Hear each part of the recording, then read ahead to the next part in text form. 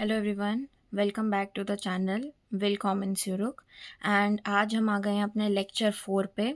Already 3 lectures upload हो चुके हैं, 3 वीडियोस, जिसमें फर्स्ट में हमने पढ़ा था बेसिक ग्रीटिंग्स, सेकंड में हमने पढ़ा था ABCD ऑफ जर्मन, जो अल्फ़ाबेट्स होते हैं, और फिर मैंने एक शॉर्ट अपलोड किया था देर दी दास की एंडिंग्स लर्न करने का। तो आई होप कि आप जो भी नाउन्स अब आपने सेकेंड लेक्चर में जो मैंने बताए थे, आपने उनके जो देर दी दास यानी कि जो जेंडर आर्टिकल्स थे वो आप लिख चुके हैं। अगर आपने नहीं लिखे हैं तो प्लीज़ लिख लीजिए। एंड आप आगे भी कभी कोई नए नाउन्स के कम अक्रॉस होते हैं तो मेरा ये बहुत बड़ा सजेशन रहेगा कि आप हमेशा उस नाउन को उसके जेंडर मतलब कि उसके देर दिया दास के साथ लर्न करें। नहीं तो आप एक पॉइंट पे कंफ्यूज हो सकते हैं कि कौन से नाउन का, कौन सी संज्ञा का कौन सा जेंडर है। इसीलिए आज हम आ गए हैं अब अपने लेक्चर नंबर 4 पे। एंड आज हम सीखेंगे कुछ नई चीज़। एंड आज हम आए हैं पेर्सोनाल प्रोनोमेन। ये जर्मन में नाम है इस टॉपिक का। एंड आपको नाम से समझ आ रहा होगा कि ये पर्सनल प्रोनाउंस जैसे हम इंग्लिश में जो पढ़ते हैं, एंड हिंदी में हम इन्हें सर्वनाम कहते हैं। ठीक है, तो चलिए, अगर आपको हेडिंग में थोड़ा कन्फ्यूजन रहा तो कोई बात नहीं, हम आगे अब टॉपिक के साथ शुरू करते हैं। आपको साथ साथ में समझ आता जाएगा, ये मेरी गारंटी है। चलिए, अब हम पहले ये मैंने सारे इंग्लिश में लिखे हैं, सारे जो सर्वनाम होते हैं, जो पर्सनल प्रोनाउंस होते हैं, एंड ये मैंने यहाँ पे हिंदी में लिखे हैं। तो आई होप आप सबको ये अच्छे से दिख रहा होगा। तो आई मैं होता है हिंदी में, यू पहले मैं इंग्लिश के एक बार बता देती हूँ आपको, ताकि जो इंग्लिश से ज़्यादा समझ सकें वो, नहीं तो अगर आपको हिंदी में कंफर्टेबल है तो मैंने उसमें भी लिखा है। तो I, you, he, she, it, we, you all, they and you respect. ठीक है, और यहाँ पे हिंदी में आपको समझने में ज़्यादा आसानी होगी क्योंकि जो ये वाले पार्ट होते हैं, ये वाले यहाँ वी से लेके यू, ये जर्मन में काफ़ी लोग कन्फ्यूज इसमें हो जाते हैं, लेकिन अगर आप हिंदी से याद रखेंगे तो आपको बहुत आसानी होगी याद रखने में। तो जैसे हिंदी में आई मैं होता है, तुम, वह मेल के लिए। जैसे अगर मैं कहूँ कि वह मेरा भाई है, तो ये मेल के लिए हो गया ही, ये हम जानते हैं। वह फीमेल वाला, वह मेरी बहन है। ठीक है, फिर वह जो हम चीज़ों के लिए यूज़ करते हैं या जानवरों के लिए भी यूज़ करते हैं हिंदी में। और फिर आ गया हम सब खाना खा रहे हैं जैसे। और तुम सब, यानी कि हम डायरेक्टली किसी से बात कर रहे हैं, लेकिन हम दो या दो से ज़्यादा लोगों से बात करते हैं तो हम तुम सब का यूज़ करते हैं। जैसे जब कोई क्लास में जब कोई टीचर बात करती है तो वो डायरेक्टली बात करती है अपने स्टूडेंट से, लेकिन वो बहुत सारे स्टूडेंट से बात करती है तो वो तुम सब बोलती है। जैसे तुम सबका होमवर्क किधर है, या होमवर्क तो इंग्लिश वर्ड हो गया, पर आप समझ सकते हैं कि मैं क्या कहना चाह रही हूँ। या तुम सब ने काम किया, या तुम सबको दूसरी कक्षा में जाना है ना। ऐसे हम जब डायरेक्टली किसी से बात करते हैं तो इंग्लिश में हम उसे बोलते हैं सेकंड पर्सन। और जैसे कि यहाँ पे भी अगर आपको हिंदी में भी जैसे होता है, तो जैसे आई एक फर्स्ट पर्सन है ना। वो जो बंदा बात कर रहा है वो खुद ही है, वो मतलब वो जो बोल रहा है, जब हम आई यूज़ करते हैं तो वो खुद को ही रिस्पॉन्ड कर रहा होता है ना। फिर यू भी होता है जब हम डायरेक्टली किसी दूसरे से बात कर रहे होते हैं, तो ये भी सेकंड पर्सन हो जाएगा, है ना। फिर ही, शी, इट, ये सब हो गए जब हम किसी से बात कर रहे हैं। फॉर एग्जांपल, अगर मैं अपनी बहन से बात कर रही हूँ, अपने भाई की, जैसे अगर कोई है, तो अगर मैं अपने किसी कज़न की बात कर रही हूँ तो मैं कहूँगी कि उसने ऐसा किया, या वह भारत में रहता है ना। समझ रहे हैं आप। तो वो मैं किसी और की बात कर रही हूँ, तो ये थर्ड पर्सन हो गया। ठीक है, अगर आपको ये फर्स्ट पर्सन थर्ड पर्सन अगर आपको ये नहीं पता कि ये क्या होते हैं तो कोई बात नहीं, इसका कोई रिलेशन है। पर अगर आपको ये नहीं भी समझ, ये वाला कॉलम अगर आपको नहीं समझ आया तो कोई बात नहीं, इसमें बिल्कुल भी कोई प्रॉब्लम नहीं है। ठीक है, फिर जैसे वी, तो वी भी हम अपनी बात कर रहे हैं तो ये भी फर्स्ट पर्सन में आ जाएगा। ठीक है, मतलब जो बात कर रहा है वो खुद ही है, कहने का मतलब ये है। फिर दे भी हम किसी और की बात कर रहे हैं तो ये भी थर्ड पर्सन हो गया। ठीक है, और ये जो यू रिस्पेक्ट है यानी कि आप। ठीक है, तो ये जो आप है ये ये सेकंड पर्सन है। ठीक है, लेकिन जब हम किसी को रिस्पेक्ट से कहते हैं, जैसे आप, जैसे कि आप और तुम जो इंग्लिश में होता है दोनों यू ही होता है, लेकिन हिंदी में तुम और आप में बहुत फ़र्क आ जाता है। जैसे कि हम अपनी टीचर को हम नहीं बोल सकते कि तुम करके हम नहीं बोल सकते, है ना, हम आप करके करते हैं। ऐसे ही जर्मन में भी आप और तुम का बहुत फ़र्क होता है। एंड आप किसी को भी, किसी भी नए को मिलते हैं तो आप डायरेक्टली उसको तुम करके नहीं एड्रेस कर सकते, जैसे इंग्लिश में हम यू ही करते हैं, आप ऐसे नहीं कर सकते, आपको हमेशा आप से ही करना होता है। अब ये आपको क्या कहते हैं ये मैं आगे बताऊँगी। तो हम इधर हम तक पहुंच गए थे, हाँ जी। फिर यू ऑल, तो तुम सब, ठीक है, ये मैंने टीचर का एग्जांपल दिया था इसमें। एंड दे में हो गया वो सब, ठीक है। और वो सब यानी कि हम किसी से बात करें कि नहीं और लोगों की, दो या दो से ज़्यादा लोगों की बात कर रहे हैं हम। एंड ये तो हो गया यू रिस्पेक्ट, आप हो गया, ठीक है। अब चलिए इन सब के हम जर्मन के जो प्रोनाउंस होंगे, जो सर्वनाम होंगे, वो हम लिखते जाते हैं। चलिए शुरू करते हैं। अब इश यानी मैं को कहते हैं, सॉरी आई, मैं को कहते हैं इश, ठीक है, इसको लिखेंगे ICH। एंड जर्मन में काफ़ी प्रोनाउंसिएशन अलग होती है, तो मैं जैसे जैसे आपको बताती जाऊँ, जैसे ये इच नहीं होगा, ये इश होगा, है, ठीक है। फिर उसके बाद में यू यानी कि तुम को कहते हैं दू, तो ये हो गया DU। आई होप आप सबको राइटिंग समझ आ रही होगी। एंड अगर आपको अगर कोई प्रॉब्लम फेस होती है तो आप कमेंट्स में लिख दीजिए, मैं नेक्स्ट वीडियो से उसको बेटर करने की कोशिश करूँगी, ठीक है। फिर ही यानी कि वह, मेल वाला हो जाएगा एर, एर, आप साथ में प्रोनाउंसिएशन भी सुनते जाइए। एंड अगर आप ये टेबल अपनी कॉपी अपने नोट्स में बनाएंगे तो आपको अगर ये याद नहीं हो रहे थे तो आपको बहुत आसानी से बहुत जल्दी याद हो जाएंगे। फिर हो जाएगा शी, जो कि वह फीमेल, जैसे वह मेरी बहन है, तो ये हो जाएगा जी, तो ये हो जाएगा SIE, ठीक है, SIE। फिर हो जाएगा इट, वह, जैसे चीज़ों के लिए हम इस्तेमाल करते हैं, वो हो जाएगा S, ठीक है। अब आपको बहुत सारी जगह पे ना आप नोटिस करेंगे कि कोई भी आप आगे आगे कम अक्रॉस होंगे कहीं डिक्शनरी में या कहीं जो वर्ब कॉन्जुगेशन होती है वहाँ आपको ये एर, एस और जी ऐसे लिखा हुआ दिखेगा। जैसे मैं लिख के बताती हूँ, ऐसे, मतलब एर, एस, जी, ठीक है। और वहाँ पे मान लीजिए कोई वर्ब होगा कि वो कैसे, मतलब उस वर्ब की कॉन्जुगेशन क्या होगी। मैं एक कॉन्जुगेशन आपको बताती हूँ कि कॉन्जुगेशन होता क्या है फटाफट। कॉन्जुगेशन होता है कि हम किसी नाउन के हिसाब से या मतलब किसी सर्वनाम या संज्ञा के हिसाब से हम वर्ब की एंडिंग कैसे चेंज करते हैं, या वर्ब को उसके साथ कैसे हम एक तरीके से कह लीजिए कि कंपैटिबल बनाते हैं, अगर मैं कहूँ तो। जैसे अगर मैं कहूँ कि मैं स्कूल जा रही हूँ, तो इधर आया मैं, या अगर मैं एक सिंपल सेंटेंस लूँ, मैं स्कूल जाती हूँ, तो यहाँ पे जाती हूँ हो गया, ठीक है। लेकिन अगर मैं कहूँगी तुम के लिए, तो मैं कहूँगी तुम स्कूल जाते हो या तुम स्कूल जाती हो, ठीक है। अब आप समझ रहे हैं कि कैसे चेंज हो रहा है। फिर अगर मैं जैसे बोलूँ कि आप स्कूल जाते हैं, तो ये जाते हैं, जाती है, इंग्लिश में हो जाएगा I go to school, you go to school. अब ये सेम है, ठीक है। पर अगर लेकिन यू गो टू स्कूल, लेकिन ही गोज़ टू स्कूल हो जाता है, शी गोज़ टू स्कूल हो जाता है ना। तो इंग्लिश में होता है कि सिर्फ ई एस का होता है, सॉरी एस और ES का होता है कि वो एंड में लग जाता है। लेकिन जर्मन में कुछ रूल्स अलग होते हैं। एंड वो रूल्स आगे आगे कैसे कैसे हर वर्ब के होते हैं मैं आपको बताऊंगी आने वाले वीडियोस में। और आज हम एक वर्ब करेंगे भी, ठीक है, तो बने रहिए वीडियो के अंदर। एंड अच्छा, अब हमारा ये S तक हो गया। तो मेरा कहने का मतलब ये था, मैंने कॉन्जुगेशन आपको इसलिए बताई कि कभी कभी क्या होगा, आपको ऐसे मान लीजिए इश के आगे लिखा होगा कोई कॉन्जुगेशन, ठीक है। कॉन्जुगेशन मतलब उस वर्ब का फॉर्म जो इश के साथ यूज होगा। आगे से मैं कभी भी कॉन्जुगेशन वर्ड बोलूँ तो आपको कॉन्जुगेशन का मतलब पता होना चाहिए। कॉन्जुगेशन मतलब कि कोई वर्ब है, उस वर्ब को इश के साथ कैसे यूज़ करेंगे, डू में उसका क्या फॉर्म मतलब उसकी कैसे यूज़ करेंगे उसे, ठीक है। अभी आपको लगेगा कि इतने सारे वर्ब होते हैं, उनको कैसे याद करेंगे, मैं सब बताऊंगी यार कैसे यूज़ करते हैं, ठीक है। फिर एर, एस, जी में हमेशा सेम ही होता है, हमेशा सेम कॉन्जुगेशन होती है। मैं लिख देती हूँ यहाँ पे सेम कॉन्जुगेशन, ठीक है। और ठीक है, यहाँ पे एर जी एस कह लीजिए, एर एस जी कह लीजिए, इनमें सेम ही रहेगा, ठीक है। जैसे ही goes to school, she goes to school. अब इट गोज़ टू स्कूल नहीं हो सकता, पर अगर हम जानवर के लिए जैसे यूज़ करें तो इट गोज़ टू स्कूल हो सकता है ना, तो सेम ही होता है। तो चलिए अब आगे बढ़ते हैं फटाफट। यहाँ पे है वी और हम, ठीक है। तो वी को कहते हैं वियर, ठीक है, WIR। अब इसे वीर नहीं कहेंगे, इसे वियर ही कहेंगे, ठीक है।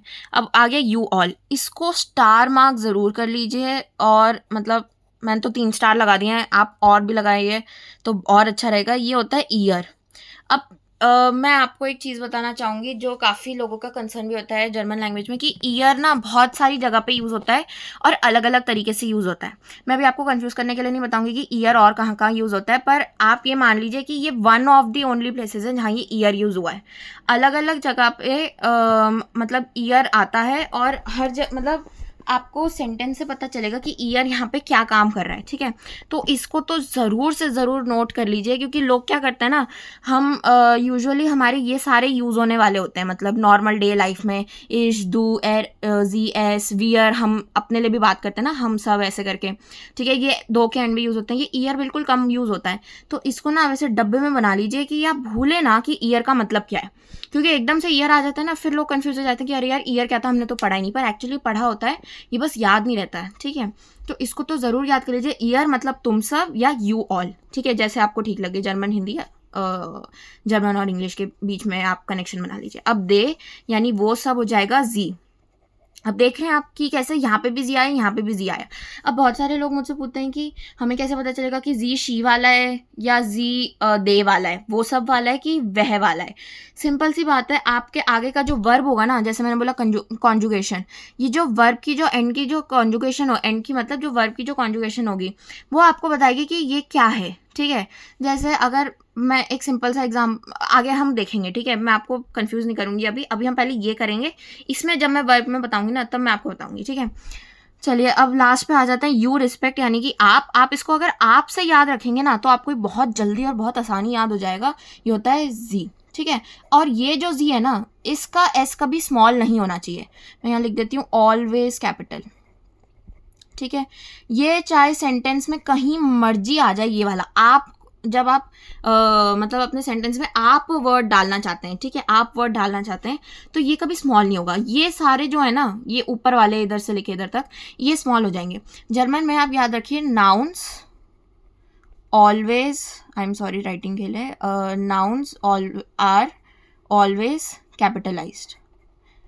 मतलब इसका सिंपल सा है कि नाउन्स पूरे सेंटेंस में, अब इंग्लिश में जैसे क्या होता है, हिंदी में तो खैर कैपिटल वगैरह का नहीं होता, पर इंग्लिश में जैसे होता है कि सिर्फ जो सेंटेंस का फर्स्ट लेटर होता है वही कैपिटल होता है।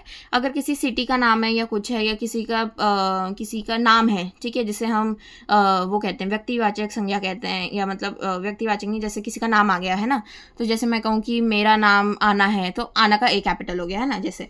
तो लेकिन जर्मन में कोई भी नाउन आएगा, ठीक है, वो नाउन हमेशा कैपिटल रहेगा। पहला पॉइंट आप इसे नोट कर लीजिए अगर आपको नहीं पता था, ये बहुत ही इंपॉर्टेंट है और इसके मार्क्स एक्चुअली में होते हैं, ये ग्रामेटिकल थिंग है।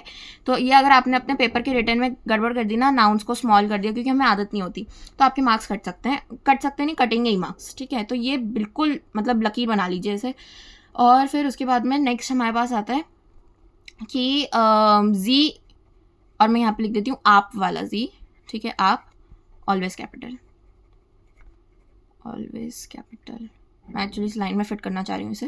एंड थर्ड रूल हो गया कि जो प्रोनाउंस है, प्रोनाउंस ओनली स्टार्ट में कैपिटल, ठीक है? यानी कि कहने का मतलब है कि अगर इस से लेके इधर तक अगर कोई भी आपके प्रोनाउन अगर आपके सेंटेंस में बीच में आ रहे हैं तो कोई बात नहीं, आप उसको नॉर्मली ट्रीट कीजिए। तो फिर आप इसको लिखेंगे स्मॉल ICH, ठीक है?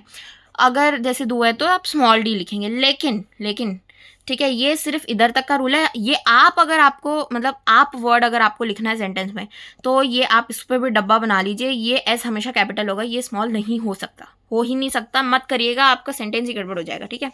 और ये बहुत फ़र्क पड़ता है इससे, एस कैपिटल से, ठीक है? तो प्लीज़ ये आप ध्यान रख लीजिए। ये मैंने 3 छोटे छोटे रूल्स लिखे हैं, आप पॉज करके चाहे नोट डाउन कर लीजिए।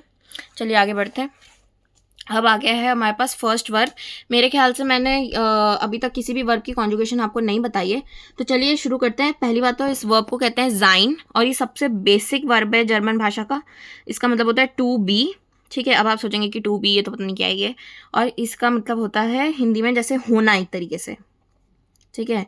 अब ये होना मतलब ऐसे सुनने में लगता है कि होना मतलब कैसे, मैं आगे बताती हूँ, आप टेंशन मत लीजिए, ठीक है? तो सबसे पहले आप शुरू में किसी भी वर्ब की कॉन्जुगेशन सीखते हैं। मैं तो कहती हूँ आप शुरू के जो 10-15 वर्ब्स लिखेंगे ना, उन सब की आपको एक छोटा सा टेबल बना लेना चाहिए। अब ये क्योंकि मैंने जब जर्मन सीखनी शुरू करी थी मैंने भी ये टेबल बनाया था, तो आपको ही बनाना आना चाहिए, ठीक है। तो आप सबसे पहले यहाँ पे एक अपने कॉलम में लिखेंगे, सारे ये लिखेंगे, ठीक है। चलिए अब मेरे साथ बोलते जाइए कि क्या क्या है। इश, दू, एर, यहाँ पे भी एस और जी आ जाएगा, आप चाहे जी एस लिखे चाहे एस जी लिखें कोई फर्क नहीं पड़ेगा। एस जी, इश, दू, एर, एस जी। फिर उसके बाद में आ जाएगा वियर, और फिर क्या आएगा, मैंने स्टार लिखवाया था, जल्दी बताइए। ईयर, ईयर, ठीक है। एंड फिर उसके बाद में आ जाएगा जी, स्मॉल जी है ये कौन सा वाला जी है, दे वाला जी है, वो सब वाला है। स्लैश लगा के हम यहाँ पे लिखेंगे कैपिटल एस आई ई जी, ये आप वाला है। ये दे वाला है, मैं यहाँ पे लिख देती हूँ छोटा सा करके, ये आपको हर टेबल में लिखने की ज़रूरत नहीं है। और ये है आप वाला जी, ठीक है। चलिए अब हमने ये टेबल मतलब ये कॉलम हमने रेडी कर लिया है। अब हम ये जाइन कैसे इश के साथ यूज़ होगा, दू के साथ और सबके साथ कैसे यूज़ होगा, ये हम आगे आगे जानेंगे, ठीक है। तो चलिए शुरू करते हैं। इश के साथ जब हम यूज़ करेंगे तो जाइन हो जाएगा बिन, ठीक है, बिन, ठीक है। मतलब पहले मैं लिख के बता देती हूँ आपको, आप ये लिख लीजिए पहले। एंड ये जाइन की जो कॉन्जुगेशन है कि मतलब जाइन कौन से प्रोनाउन के साथ कैसे यूज़ होगा वो आपको लर्न ही करना पड़ेगा। ये तो मतलब ये टेबल जो है, ये जो कॉन्जुगेशन है ये क्रैम वाली है, आप चाहे इसको बाय हार्ट लर्न कर लीजिए। आप इसको थोड़ी बार यूज़ करेंगे तो आपको ये लर्न भी नहीं करना पड़ेगा। ऑनेस्टली स्पीकिंग मैंने ये लर्न नहीं करा, यूज़ कर करके आप पता चल जाता है, पर शुरू में आपको ये लर्न करना पड़ेगा, ठीक है। आप ऐसे मन में बोल सकते हैं इश, बिन, दू, ये ऐसे करके। अभी मैं बताती हूँ पूरा टेबल, ठीक है। दू के साथ आ जाएगा बिस्ट, एर, एस, जी, तीनों में से किसी के साथ भी लगाइए, आ जाएगा इस्ट, वियर, जिंड, ईयर, जाइड। आप प्रोनाउंसिएशन भी प्लीज देखते जाइएगा, बिन, बिस्ट, ईस्ट, जिंड, जाइड। और जी चाहे दे वाला हो चाहे जी ये वाला हो, इसमें आएगा जिंड, ठीक है। अब मैं आपको जर्मन भाषा की कमाल की बात बताती हूँ, ठीक है। ये वियर वाला और ये जीजी वाला हमेशा सेम होते हैं। आप कहीं मर्जी का कोई मर्जी आप चाहे वर्ब उठा के देख लीजिए, ये दोनों सेम होते हैं, ठीक है। तो आपको लर्न मतलब दोनों के लिए अलग अलग नहीं करना पड़ा, ठीक है। अच्छा, फिर उसके बाद में यहाँ पे मैं एक और जो ट्रिक होती है ये इसमें अप्लाई अभी नहीं होगी क्योंकि ये बहुत ही बेसिक होता है, इसमें ये ट्रिक अप्लाई नहीं हो सकती। आगे वाले मैं एक वर्ब में आपको कभी जो नेक्स्ट वीडियो होगा उसमें बताऊंगी, ठीक है। तो ये तो आपकी यहाँ पे तो प्रॉब्लम खत्म हो गई कि इतने याद नहीं करने, क्योंकि ये वाला जो होता है थर्ड लास्ट और लास्ट सेम होता है, ठीक है। आप अच्छे से इसको देख लीजिए। चलिए अब मैं जैसे बताती हूँ, इश, बिन, मतलब ये हो गया आई एम, ठीक है। इंग्लिश में हम जैसे एम लिखते हैं, ठीक है। दो बेस्ट, यू आर, है ना, ये एक्चुअली इज के फॉर्म होते हैं। जैसे हम इंग्लिश में लिखते हैं ना, इज, एम, आर, ये और कुछ नहीं, वही है, ठीक है। अब कौन सा किसके साथ कैसे आना है, इश, बिन, दू, बेस्ट, एर, एस, जी, इस्ट। अब आपको ये समझ आ रहा होगा कि इस्ट और हम इंग्लिश में ही इज यूज करते हैं, तो ये इज की तरीके से है, ठीक है। फिर आ जाएगा वियर, जेंड, ठीक है। तो वियर के साथ वी के साथ क्या आता है, वी आर, ठीक है। तो वी आर, ठीक है। ईयर, जाइड, यू ऑल आर, ठीक है। तो ये भी आर ही होता है। अब आप सोचेंगे कि ये भी आ रहा है, ये भी आ रहा है, ये भी आ रहा है। अभी आप आगे आगे देखती जाइए, ठीक है। जी, दे आर भी होता है, एंड यू आर, तो ये भी आर ही होता है। अब मैं आपको एक चीज़ बताती हूँ, आप में से बहुत सारे लोग इस पॉइंट पे कंफ्यूज हो गए होंगे कि ये भी आ रहा है, ये भी आ रहा है, ये भी आ रहा है, ये भी आ रहा है, ठीक है। लेकिन नहीं, इंग्लिश में हम इन सबको सेम ही ले लेते हैं, ठीक है।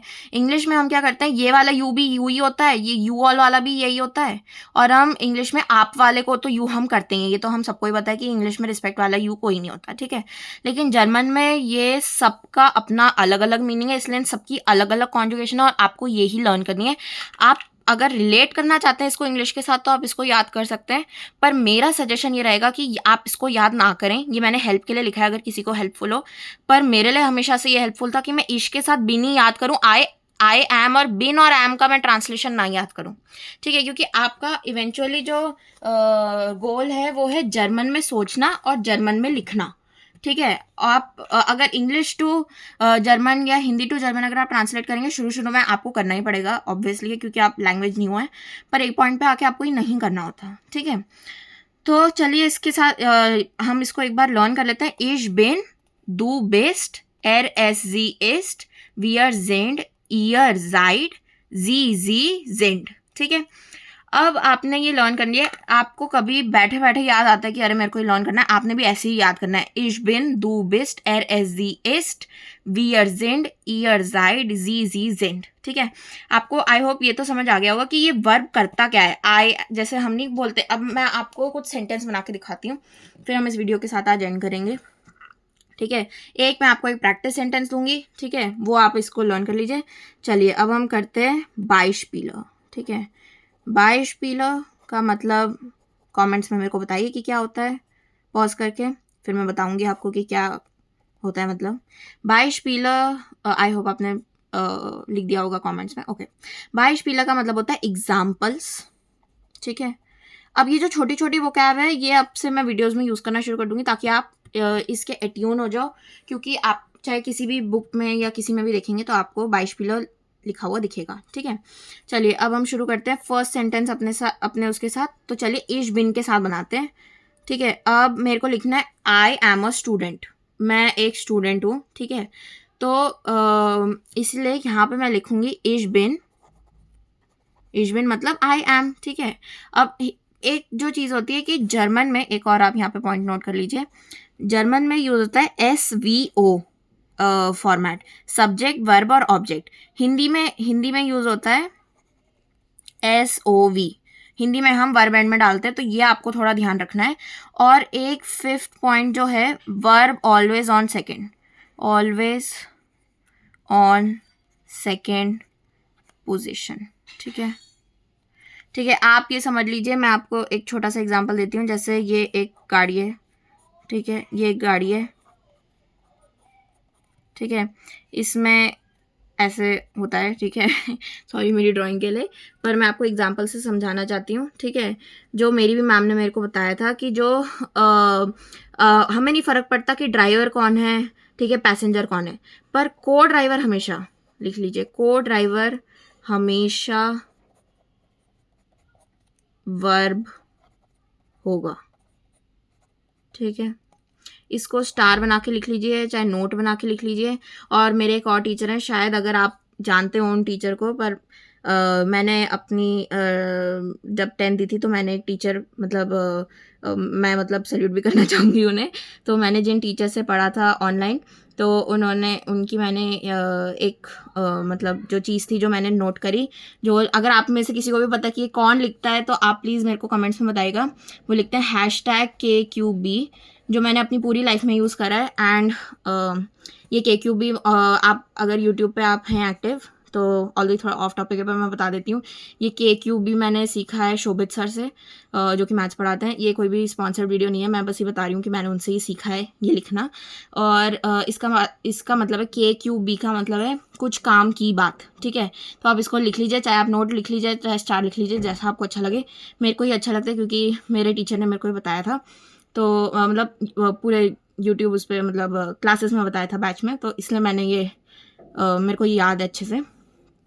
तो ये याद रख लीजिए कि को ड्राइवर हमेशा वर्ब होगा. ठीक है. अब वर्ब को ड्राइवर मतलब सेकंड प्लेस पे होगा, तो वर्ब हमेशा आपका सेकंड होना चाहिए. पहले आप हमेशा एक ग्रामेटिकल चीज़ चेक कर लीजिए कि आपका वर्ब सेकंड पे. जी हाँ, मेरा वर्ब सेकंड पे ही है. इश के बाद बिन आ रहा है, बिन एक वर्ब है, बिन सेकंड पे. ठीक है. इश बिन स्टूडेंटिन. ठीक है. आइना स्टूडेंटिन, डेंटिन. ठीक है. I am a student. अब ये आईना क्या है अगर आपको पता है तो इसका मतलब होता है अ. अब ये स्टूडेंटिन दी होता है, दी स्टूडेंटिन होता है. ठीक है. और दी के साथ आईना लगता है. इस वक्त आप ये सेंटेंस स्टाइल लर्न कर लीजिए. इसका लॉजिक कि ये आईना क्या है ये मैं आपको आने वाली वीडियोस में बताऊंगी, क्योंकि आज मैं एक ही वीडियो में इतना कुछ कवर नहीं कर सकती थी. अभी आई थिंक 24-25 मिनट्स का हो गया वीडियो. तो ये आईना कैसे आया ये मैं बता देती हूँ. या ठीक है, ये मैं आने वाली वीडियो में बताऊंगी. इसका मतलब ये आई एम, ये तो आपको पता था ना, इश बिन ये इधर से हमने पढ़ा था. आईना का मतलब अ होता है, स्टूडेंटिन का मतलब फीमेल स्टूडेंट होता है. ठीक है. चलिए अब सेकंड के साथ बनाते हैं. अब मैं आपको अब हम बनाते हैं, चलिए जी के साथ बनाते हैं. ठीक है. ठीक है. मतलब अगर मेरे को बोलना है कि मान लीजिए मैं अपनी बहन के बारे में बोल रही हूँ. ठीक है. अगर मैं बोलूँगी कि एक सिंपल सा सेंटेंस बनाते हैं, आप बोलेंगे कि बड़ा इलॉजिकल सा है, पर मैं फिर भी एक बना के दिखाती हूँ आपको, ठीक है। मैं अपनी बहन के बारे में बोल रही हूँ, मैं बोल रही हूँ कि वो एक लड़की है, ठीक है, ठीक है, मेरे को बोलना है वो एक लड़की है, तो मैं बोलूँगी कि जी, क्योंकि मेरी बहन है वो शी है, ठीक है। वो एक लड़की है, तो जी के साथ क्या आता है, इस्ट, जी इस्ट। और मेडशन होता है, गर्ल होता है मेडशन, ठीक है, तो मैंने यहाँ पे लिख दिया मेडशन, ठीक है। अब मेडशन का आर्टिकल, अगर आपने सॉरी मैंने यहाँ पे स्पेलिंग गलत लिख दी, यहाँ पे आप डी ऐड कर लीजिए जल्दी जल्दी में, मैंने गलत लिख दिया, सॉरी। मेडशन, अगर आपको पता हो कि जो भी CHE एंडिंग वाले वर्ड्स होते हैं, सॉरी वर्ब्स नहीं, वर्ड्स होते हैं, नाउन्स, उनका आर्टिकल दास होता है, ठीक है। इसलिए मेडशन का आर्टिकल यहाँ पे आइन हो जाएगा, ठीक है। और इसीलिए यहाँ आर्टिकल मतलब यहाँ पे ये भी ही है। अब आप कोई ये कंफ्यूज मत हुएगा कि ये भी है ये भी है।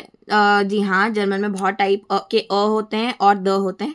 तो जी इस्ट आइन मेडशन, शी इज अ गर्ल, ठीक है। आपको अगर ये आइन नहीं समझ आया तो कोई बात नहीं, मैं समझ सकती हूँ आपको नहीं समझ आया। आप बस इसको आइन को छोड़ दीजिए, ये हम नेक्स्ट वीडियो में कवर करेंगे। एंड आप यहाँ पे कर लीजिए जी इस्ट मेडशन, तो शी इज गर्ल, इतना तो आपको समझ आ ही गया होगा। अब चलिए, ये आपका होमवर्क है, ठीक है।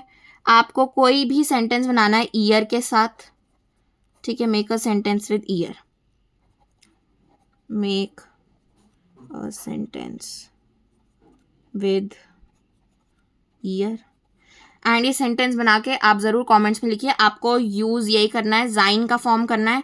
कौन सा फॉर्म यूज़ करना है, क्या फॉर्म यूज़ करना है, ये आप ज़रूर ध्यान दीजिएगा। एंड आर्टिकल का ध्यान दीजिएगा, ठीक है। आप चाहें तो देर दिया दास भी लिख सकते हैं, जैसे मैंने यहाँ आईना लिखा है, आप इसकी जगह चाहते तो इश बिन दी स्टूडेंटिन भी कर सकते थे, क्योंकि अगर आपको शुरू में नहीं पता कि आईना आइन ये सब क्या होता है तो वो भी सही होगा, क्योंकि ये बिल्कुल स्टार्ट था। आप अब इस वीडियो से एक्चुअली जर्मन लैंग्वेज स्टार्ट हुई है, तो आई होप आपको सब कुछ समझ आ गया होगा इस वीडियो के अंदर।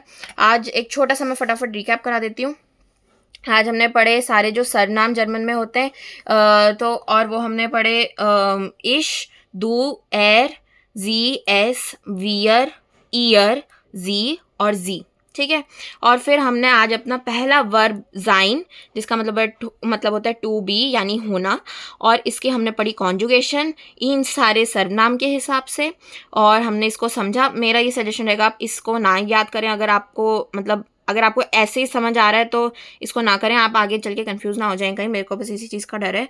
आप इसको इसी के साथ ही लर्न कीजिए कि कौन सा किसके साथ आता है।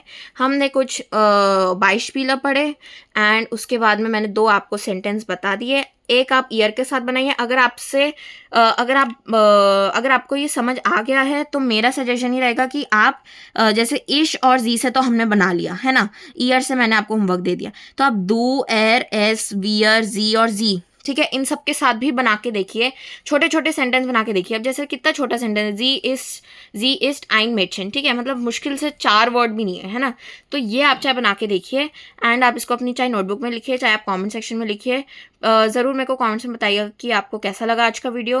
एंड अगर आपको कोई और चीज़ अच्छी लगी, एंड ये ज़रूर आप इसको नोट कर लीजिए, KQB। एंड अगेन फिर से मैं अपने टीचर को थैंक्स बोलना चाहूँगी, शोभित सर को। मैंने उनसे ही सीखा है, तो मैं ये कहीं भी कॉपी नहीं कर रही हूँ, मैं सिर्फ अपना वो बता रही हूँ कि जो मैंने अपने टीचर से सीखा है। आप भी मतलब ये लिख सकते हैं अगर आप चाहें तो, ठीक है। एंड मैंने उनसे एक इंस्पिरेशन टाइप ली है, तो जो मेरे को हेल्प करती है हमेशा याद रखने में, तो आप भी इसे यूज़ कर सकते हैं। And again thanks to sir कि मेरे को ही पता है। एंड आप ये को ड्राइवर वाले से ज़रूर याद रखिए। ये मैंने कुछ पॉइंट्स बताए हैं, इसे आप भी अपनी कॉपी में साइड में लिख लीजिए या टॉप पे लिख लीजिए, जहाँ पे भी आपको अच्छा लगे। And yes, that is it for today's video. I hope आपको आज का वीडियो अच्छा लगा हो। थोड़ा सा लंबा था, हाँ जी, बट ये बहुत इंपॉर्टेंट टॉपिक था। अगर आपको ये वाला अगर आपको ये समझ आ गया बॉक्स, तो आपको सब कुछ समझ आ जाएगा ऑनेस्टली स्पीकिंग जर्मन में।